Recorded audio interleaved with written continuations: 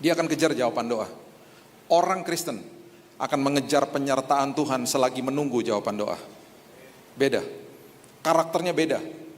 Dia akan selalu tersenyum. Itu sebabnya Roma 5 mengatakan pengharapan di dalam Kristus tidak pernah mengecewakan. Karena apapun yang terjadi dia akan katakan begini, Tuhan aku sadar yang Tuhan berikan buat saya itu yang terbaik buat saya. Makanya dia gak pernah kecewa. Walaupun yang dia inginkan dia gak dapat, dia gak pernah kecewa. Karena dia tahu Tuhan terima kasih. Walaupun aku belum lihat jawaban doa, Tuhan sudah dengar doa saya. Dia paham, dia akan hidupnya merdeka. Dia tersenyum setiap hari.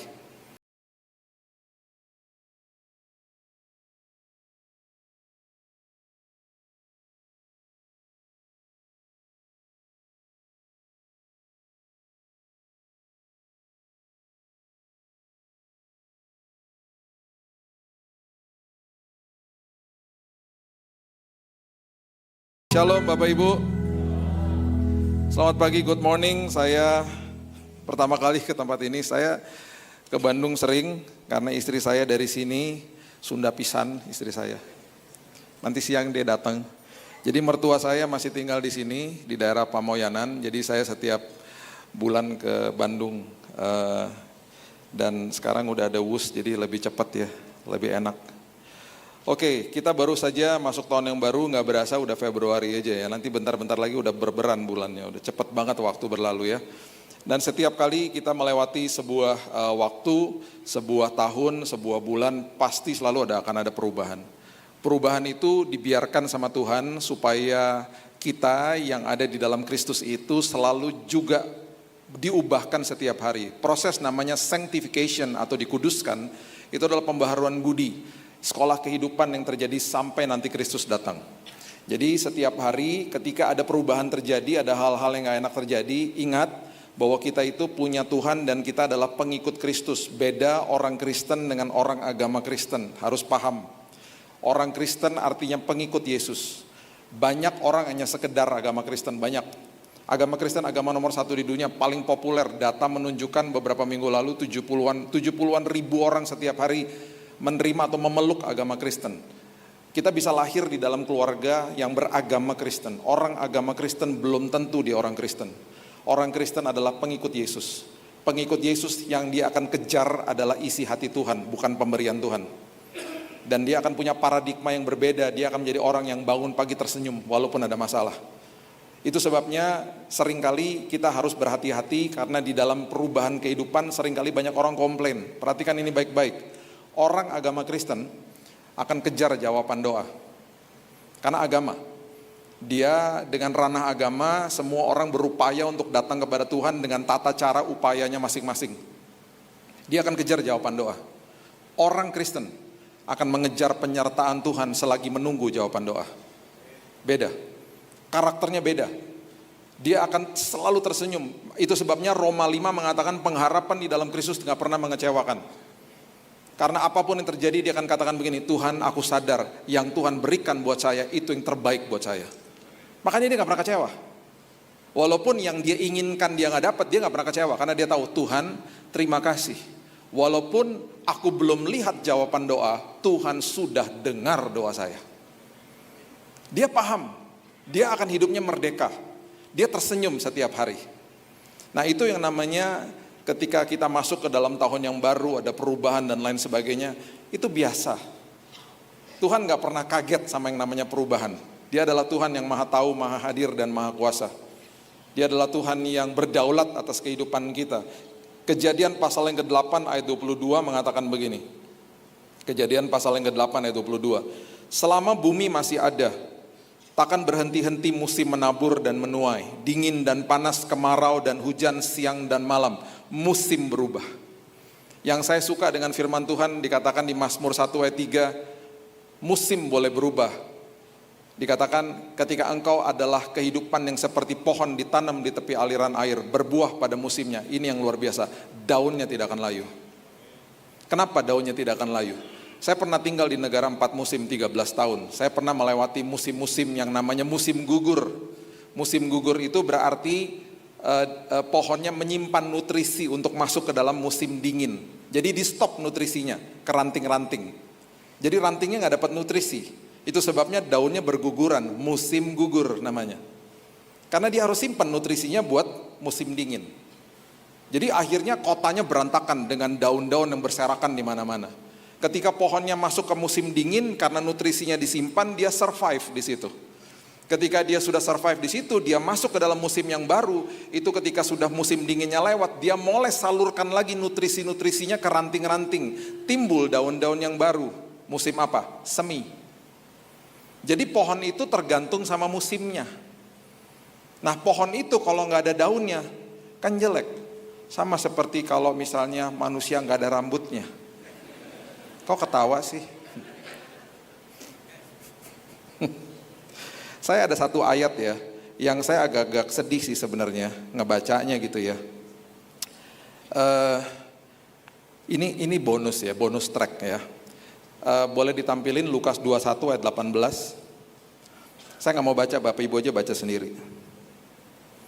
Udah baca? Kalau udah kita teruskan firman Tuhannya. Udah baca? Udah ya, udah. Saya sedih kalau baca ayat ini. Saya pas baca, ya kok nggak terjadi sama saya Tuhan? Bapak Ibu mungkin udah pernah dengar kesaksian saya pernah kena kanker tahun 2018. Saya pas masuk rumah sakit, susternya bilang gini, udah kemo di mana? Karena rambutnya kan udah nggak ada.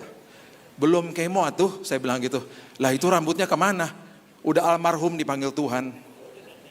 Udah zaman dulu hilang sendiri. Oke. Hal pertama kita belajar ya, dengan cepat aja kita belajar supaya nanti Bapak Ibu masuk ke tahun yang baru ini, melewati tahun-tahun yang baru, perubahan terjadi nggak kaget. Pertama, Tuhan adalah pakarnya untuk merangkaikan segala sesuatu yang terjadi di sekitar kita untuk mendatangkan apa? Kebaikan bagi kita. Roma 8 ayat 28, ayat ini mungkin nggak jadi pewahyuan ketika kita nggak ngalaminya. Coba lihat Roma 8 ayat 28. Ayat yang sangat populer dikatakan begini, kita tahu sekarang bahwa Allah turut bekerja dalam segala sesuatu, mendatangkan kebaikan bagi mereka yang mengasihi Dia, yaitu bagi mereka yang terpanggil sesuai dengan rencana Allah. Semua yang kita lihat di dalam kehidupan ini seringkali berantakan kan di depan kita. Kita nggak tahu bahwa dan kita seringkali nggak sadar kita dibohongin sama iblis bahwa Tuhan selalu bekerja. Jangan tertipu dengan mata jasmanimu. Biarkan yang terjadi itu, biarkan terjadi, ngucap syukur, maju dengan ucapan syukur, biarin aja. Karena sering kali kita terkecoh sama mata jasmani kita. Saya waktu terbaring sakit, saya dirawat di Singapura, anak saya pas lagi saat itu lagi sekolah di sana, anak saya yang pertama. Jadi hari Jumat, Sabtu, Minggu dia datang ke rumah sakit bawa tasnya dia, bawa backpacknya dia untuk belajar karena waktu saat itu 2019 dia lagi kelas 3 SMA. Udah mau ujian akhir. Dia duduk di kamar saya, setiap hari Jumat, Sabtu, dan Minggu saya selalu dalam kondisi oke-oke saja. Masuk ke hari Senin, saya kena kanker darah, waktu saya masuk ke rumah sakit, kanker di dalam darah saya 85% Bapak Ibu.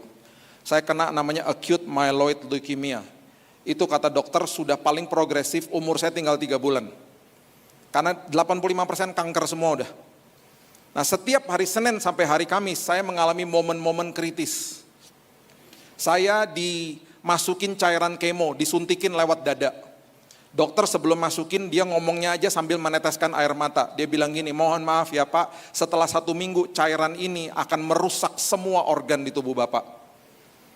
Dan bahkan cairan ini kalau sampai netes ke tangannya suster ketika lagi beberes, itu tangannya suster seperti air raksa gitu ya, air keras itu bisa melepuh tangannya suster. Bapak bisa bayangkan sehari Bapak akan dimasukin cairan ini dan dia katakan selama 1 minggu 3,5 liter nih cairan akan masuk ke dalam tubuh Bapak, pelan-pelan ditetesin. Kalau kulit aja kebakar Pak, masuk ke tubuh Bapak, organ-organ Bapak kebakar di dalamnya. Bapak siap-siap ya, setelah ini Bapak sariawan akut. Bapak habis itu akan kejang-kejang, Bapak akan masuk ICU, Bapak akan masuk ventilator, Bapak koma, mati Pak. Saya bilang ini ngapain diobatin kalau gitu? Ya enggak? Dia ngasih tahu ini karena dia bilang ujungnya mati Pak.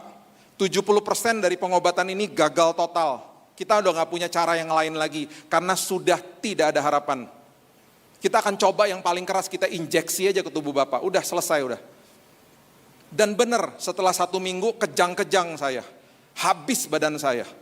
Dan akhirnya ketika itu terjadi, Saya beberapa kali di kamar rumah sakit itu betul-betul udah dokter udah siapin timnya untuk tarik masuk ICU.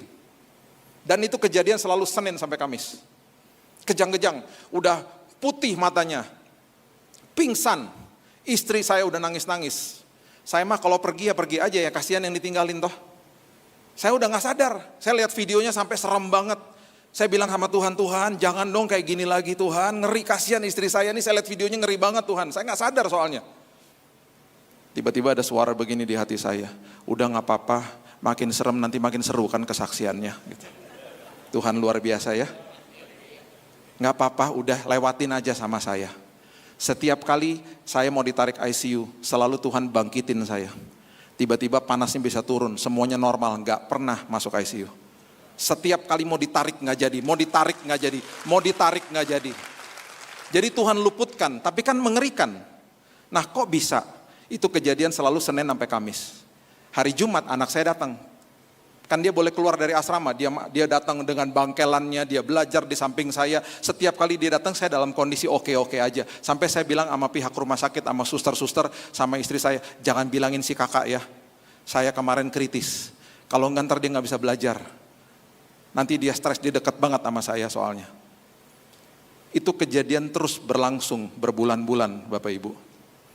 Dan dia tidak pernah tahu bahwa saya momen-momen kritis selalu terjadi. Kenapa? Akhirnya saya baru sadar, Tuhan yang tidak kasih tahu. Oh dia kalau datang dia belajar karena dia lihat papanya oke-oke aja. Singkat cerita Bapak Ibu, saya disembuhkan Tuhan dalam hitungan 1 bulan, dokternya gak bisa temukan sel kankernya dari 85% tinggal 0% dalam hitungan 1 bulan. Gak ada, hilang. Tuhan yang sembuhkan, kesaksiannya terlalu panjang, saya gak punya waktu, terlalu panjang lah. Dan akhirnya singkat cerita setelah udah berjalan waktu, saya dikasih kesempatan sama Tuhan bisa datang ke wisuda anak saya.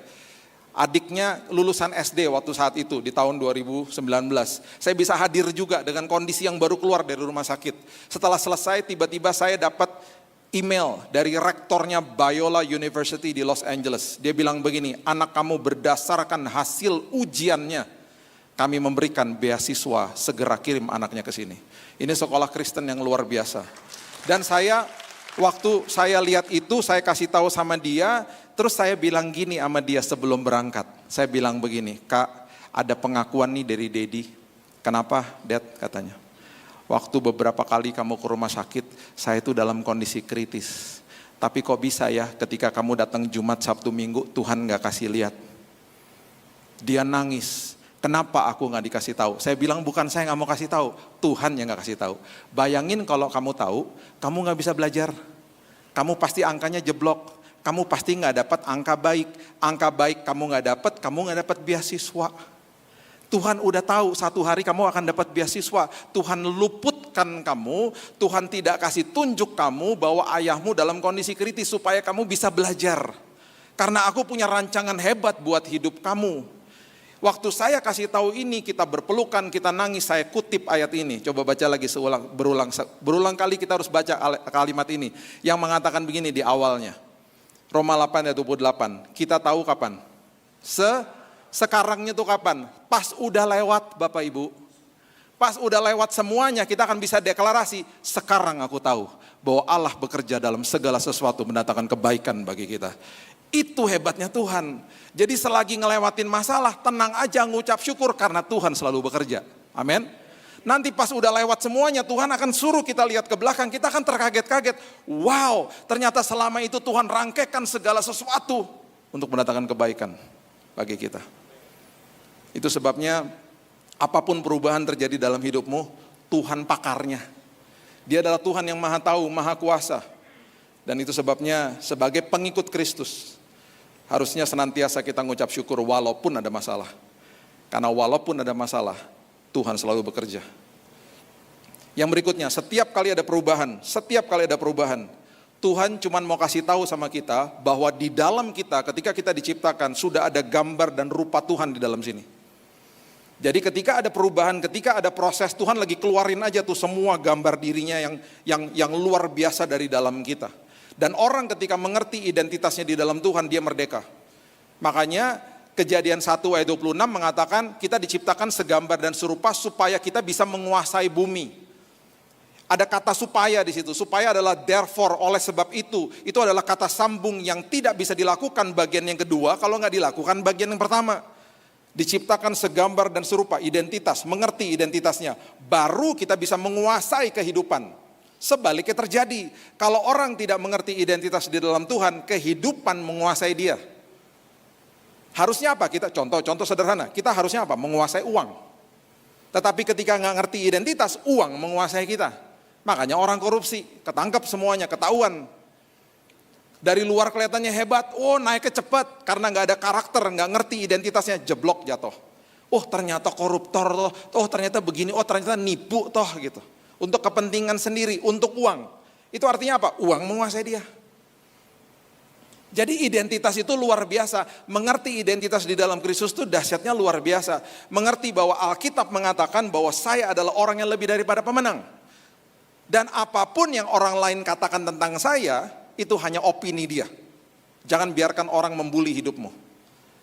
Identitas asli saya, itu apa yang tertulis di dalam firman Tuhan. Harusnya kan gitu. Ya, ada seorang yang bernama Brian Nichols.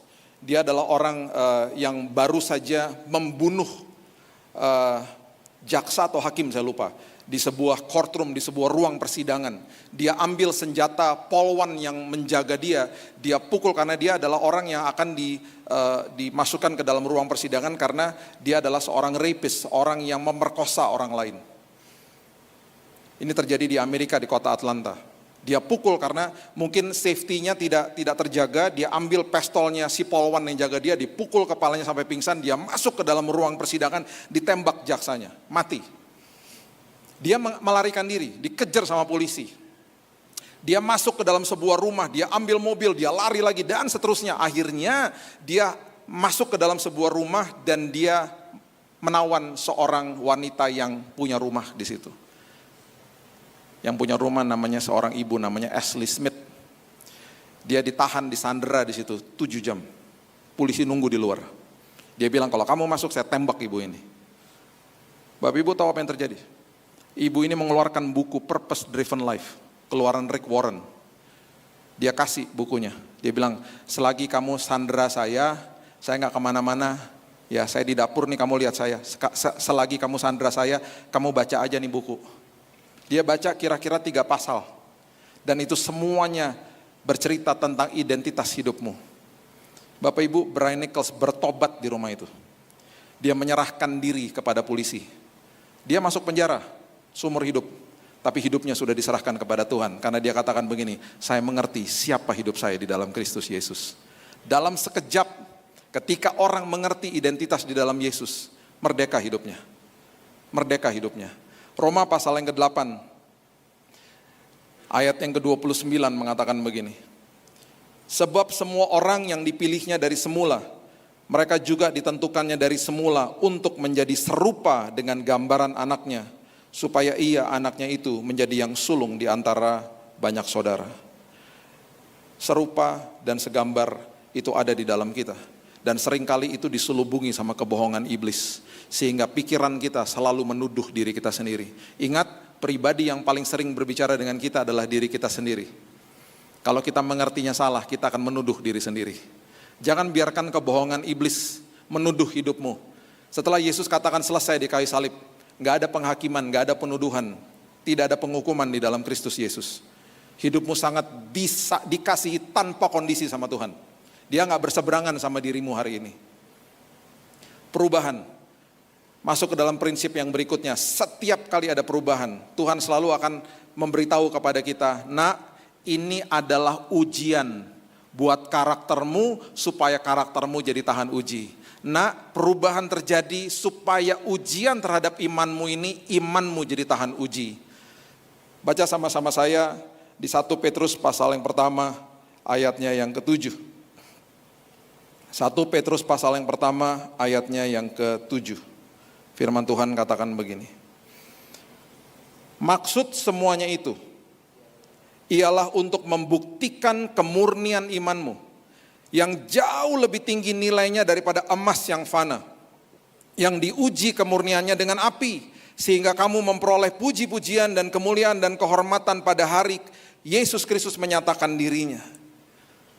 Semua perubahan yang terjadi, itu semuanya untuk membuat kehidupanmu menjadi tahan uji. Makanya saya paling suka dengan yang tadi sudah saya kutip, Mazmur pasal yang pertama ayat yang ketiga.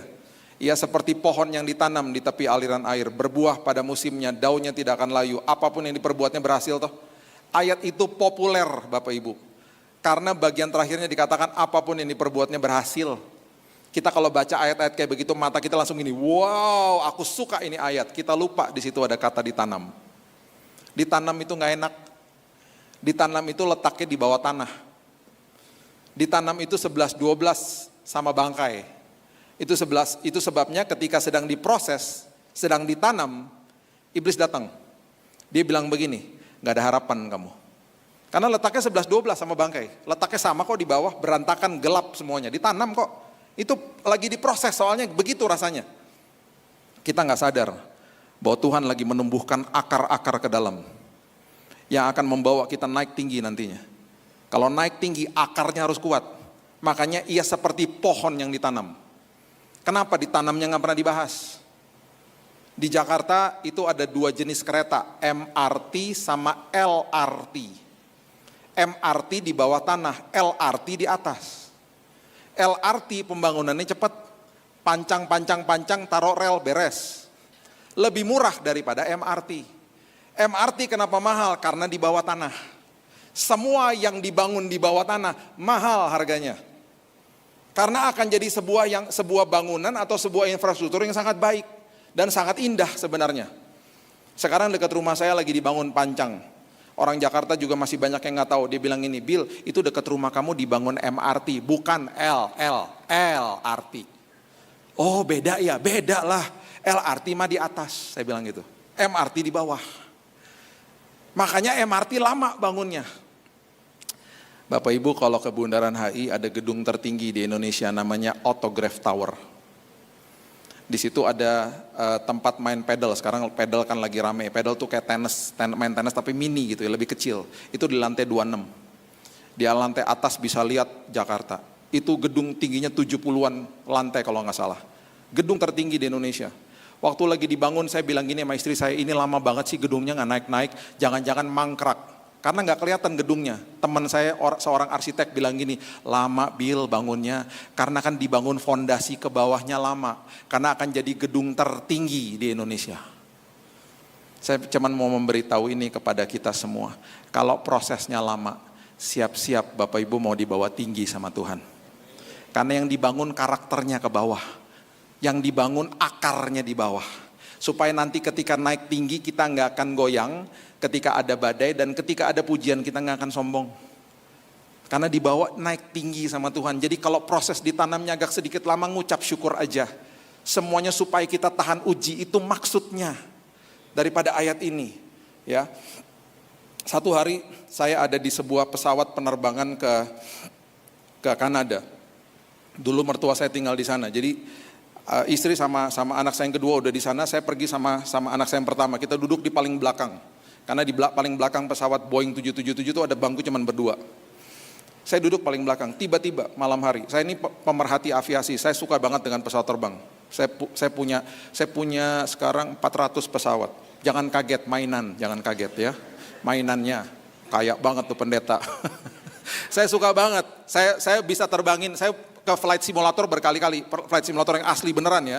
Saya belajar terbangin turunin pesawat, belajar berkali-kali, suka saya. Teman-teman pilot saya banyak, suka saya. Nah, jadi saya paham lah soal pesawat. Satu hari ini di ketinggian 36.000 kaki, sekitar 12.000 kilo di atas. Pesawat Boeing 777, pesawat yang sangat besar, tiba-tiba goyang, itu sayapnya kayak begini-begini goyang. Buang, turbulensi, parah. Dan orang kalau turbulensi pasti ketakutan. Saya juga paham sebenarnya di zaman modern ini nggak ada satupun pesawat jatuh gara-gara turbulensi. Karena memang udah didesain begitu. Cuman kan kita takut ya kalau di atas ya. Kan itu bukan cuma jalanan bolong, ini kan di atas gitu ya. Kalau ada apa-apa kan ngeri juga. Jadi apapun yang terjadi semua orang tegang. Anak saya yang biasa terbang sama saya sampai melukin tangan saya di malam, Dad apa sih ada what's going on? Saya bilang udah tenang aja. Tenang sayang, saya dalam hati tetap aja takut ya. Walaupun bilang tenang, tetap aja deg-degan di sini. Goyang soalnya. Selagi mencekam, kondisi mencekam, tiba-tiba di sebelah tengah saya ada 2 anak wanita. Dia duduk di tengah-tengahnya bapaknya. Bapaknya kelihatan bahasa tubuhnya begini, ketakutan. Pesawatnya goyang begini-begini kan. Ini anaknya dua-duanya masih kecil-kecil, mungkin umur 3-4 tahun. Sambil megangin tangan bapaknya, dua-duanya begini. Gitu-gitu. Dianggap ayunan Bapak Ibu. Saya waktu ngeliatin itu saya bilang gini dalam hati, ih asik juga ya. Semuanya kan di dalam sini ya, benar gak? Kita ketakutan, bagi mereka gak ketakutan, dianggap ayunan. Terus turbulensinya kan stop akhirnya, berhenti kan. Semua lega, kelihatan lah bahasa tubuhnya lega semuanya. Terus fasten seat beltnya mati kan, ting, selesai berarti kan semuanya. Tahu gak tuh 2 anak ngomong apa? Ya kok udahan gitu. Lah ya udahlah, jangan terus-terusan atuh. Saya sampai belajar sesuatu, saya bilang gini, iya ya Tuhan, kalau lagi ada badai kehidupan kita nyantai aja. Karena kita lagi berjalan sama Tuhan yang maha kuasa. Dan pasti sampai ke ujung dengan selamat. Sampai ke ujung dengan tepat. Jadi tenang aja, sama seperti kedua anak itu megangin tangan bapaknya. Cuman masalahnya kan bapaknya bukan Tuhan, jadi bapaknya juga tegang. Oke, waktu saya udah mau habis. Saya tutup sama ini. Oke, coba baca sama-sama saya di Markus pasalnya yang keempat, ayat yang ke-35 sampai 41. Ya. Ini hal sederhana sih. Ini hal sederhana, kalau kedengarannya pasti klise banget. Itu lagi. Semua perubahan atau semua ujian semata-mata supaya Tuhan mengajari kita. Ingat janjiku. Ada 7.000 lebih janji firman Tuhan. Sederhana loh. Ingat janjiku. Makanya ya, orang itu level percayanya begini. Nggak lihat, nggak percaya. Normal. Nggak lihat, nggak percaya. Normal. Di atasnya. Udah lihat, nggak percaya. Banyak contoh-contohnya di Alkitab. Nggak lihat, nggak percaya itu Ahaz. Raja Ahaz. Ya, disamperin sama Nabi Yesaya. Dibilang, itu Tuhan mau bantu kamu loh. Dia bilang, udahlah nggak usah. Saya minta bantuan Raja Asyur aja. Karena dia lagi diserang sama beberapa kerajaan. Udahlah, saya mau sama dia aja. Karena dia nggak lihat Tuhan secara fisik. Hari ini kita juga nggak lihat Tuhan secara fisik toh. Nggak lihat, nggak percaya. Di atasnya, udah lihat, nggak percaya. Petugas kubur Yesus menyampaikan kabar Yesus bangkit kepada mahkamah agama. Mereka bilang apa? Udahlah, bilang aja tuh murid-muridnya mencuri tubuhnya. Udah lihat, nggak percaya. Di atasnya, nggak lihat, ya, belum lihat, dan akhirnya karena belum lihat tadinya nggak percaya, terus akhirnya ngomong begini, kalau saya lihat, baru saya percaya. Siapa? Thomas. Kalau saya lihat baru saya percaya. Itu semuanya level-level normal lah, level-level manusiawi. Yohanes 20 mengatakan begini, level tertinggi Yesus katakan begini, berbahagialah orang yang tidak melihat namun percaya. Siapa? Saudara dan saya. Hari ini kita nggak lihat Yesus secara fisik loh. Kita lihat Yesus lewat firman, kita lihat Yesus lagi lewat perbuatan orang lain dan ada kemuliaan Tuhan di dalam anak-anak Tuhan. Itu yang kita lihat. Kita nggak lihat Tuhan Yesus secara fisik. Firman Tuhan katakan engkau adalah orang yang sangat diberkati. Walaupun engkau nggak lihat, namun engkau percaya. Aku justru akan nyatakan kuasaku dalam hidupmu. Itu firman Tuhan. Nah, Markus pasal yang keempat ayat 35 mengatakan begini. Pada hari itu, waktu hari sudah petang, Yesus berkata kepada mereka, marilah kita bertolak ke seberang. Yesus ngomong sama murid-muridnya ya, marilah kita bertolak ke seberang. Yesus yang ngomong loh, bukan manusia yang ngomong. Bukan manusia yang manusia utuh manusia, bukan. Ini Yesus yang menjelma jadi manusia, Yesus yang ngomong. Maha tahu. Kalau dia bilang marilah kita bertolak ke seberang, mereka pasti sampai ke seberang. Karena Yesus yang ngomong. Bukan saya. Kalau saya ngomong, yuk Bapak Ibu ke seberang, saya belum bisa kasih jaminan lah. Karena saya manusia. Sekarang saya mau tanya, apakah Yesus tahu sebentar lagi akan ada badai? Oh jelas dia tahu. Apakah dia tahu sebentar lagi dia akan tidur di buritan di kapal itu karena dia lagi kecapean? Karena sebagai manusia dia juga mengalami keletihan. Oh dia tahu. Apakah dia tahu selagi dia tidur badainya akan ada? Oh dia tahu. Itu sebabnya dia bilang marilah kita bertolak ke seberang, yang artinya adalah perkataan itu sudah membungkus mereka dengan perlindungan Tuhan. udah pasti sampai ke seberang.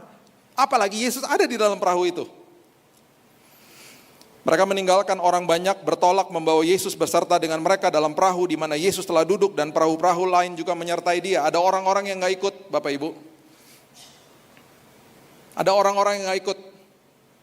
Dan mungkin ketika kita ada di dalam perahu itu, ketika ada badai, kita merasa begini, aduh tahu gitu saya mah gak ikut aja, di ujung aja tadi, di pantai aja.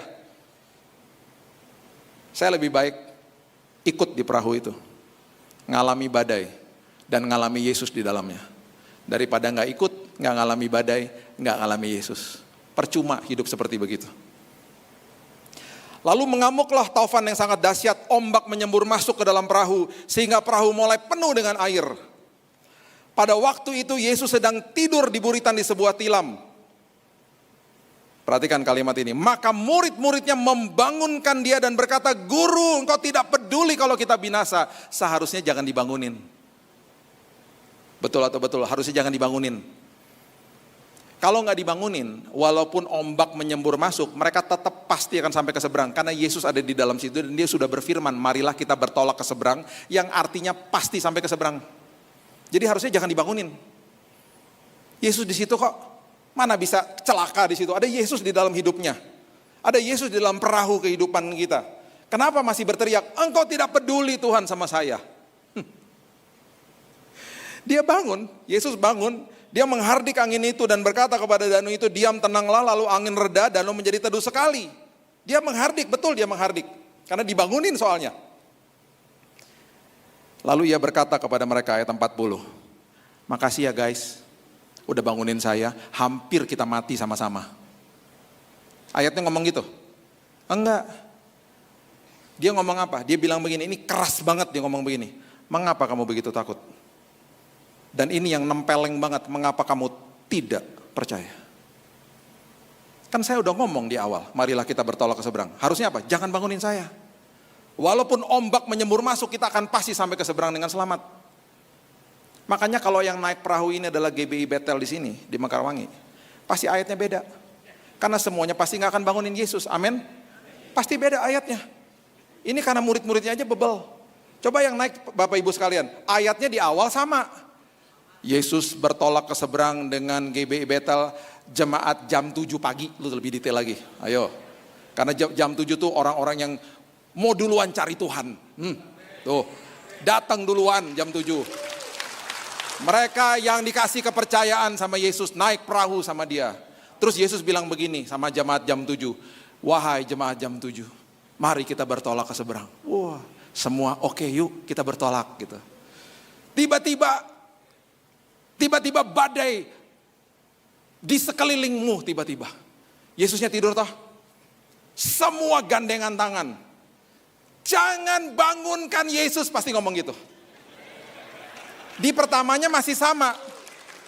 Terus ada yang satu ya, jemaat jam 7, yang jemaat napas namanya. Tahu nggak napas? Natal sama Paskah. Datang ibadah cuma 2 kali setahun. Dia sendiri yang berteriak, lu gila aja, bangunin dong, mati nanti kita. Semuanya bergandengan tangan, jangan. Karena tadi dia udah berfirman, kita bertolak ke seberang, kita pasti sampai ke seberang dengan selamat. Semua begitu, ombak udah segini, sedadak, ayo. Dan Alkitab mengatakan akhirnya Yesus sampai ke seberang dengan selamat. Dan dia katakan kepada jemaat GBI Bethel, khususnya jemaat jam 7. Wahai jemaat jam 7, besar imanmu, luar biasa engkau.